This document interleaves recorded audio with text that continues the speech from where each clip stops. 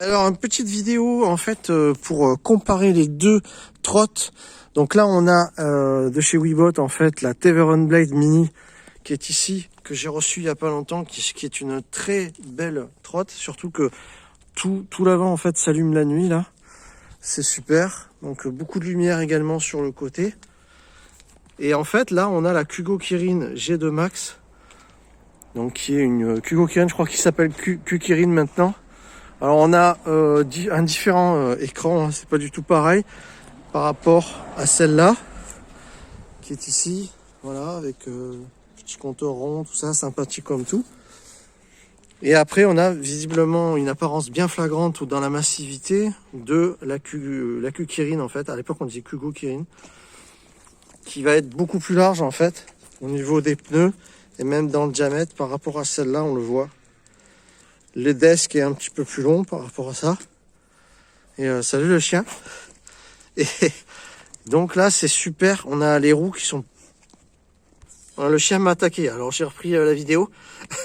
Donc les roues sont un petit peu plus grandes chez la Q-Kirin en fait G2 Max. Et pareil au niveau de la hauteur des potences, on va dire, au niveau des guidons, c'est plus haut, plus large, plus haut et plus long globalement. Voilà, alors ça dépend un peu de votre taille, tout ça. Sinon, au niveau des puissances, je dirais que la Q-Kirin, elle va un petit peu plus vite. On arrive à 52. Bon, attention, la législation, c'est 25. C'est juste qu'on l'a testé un peu. Et la Teveren a l'air de plafonner à 40, en fait, même avec quelqu'un qui... Tu pèses combien? 70 kilos, non? 55 kilos? Non, 61 kilos, donc 61-40 km/h. Et moi, 95 kilos, on est à 52 km/h, pas mal. Mais en moyenne, on est dans les 35-40. Après, tu la laisses prendre des tours et ça va bien, quoi. Donc voilà, globalement, c'est deux super trottes. Vous les allez retrouver en description. Moi, j'ai un gros coup de cœur sur la Q-Kirin G2 Max. Hein. Franchement, par rapport à, bien sûr, à ma corpulence, sa puissance, ses roues qui sont un peu plus tout-terrain par rapport à mes demandes quand je vais sur des chemins, tout ça. Et c'est là qu'il y a des roues un peu plus polyvalentes, mais un peu plus goudron quelque part par rapport à celle de la Q-Kirin. Voilà.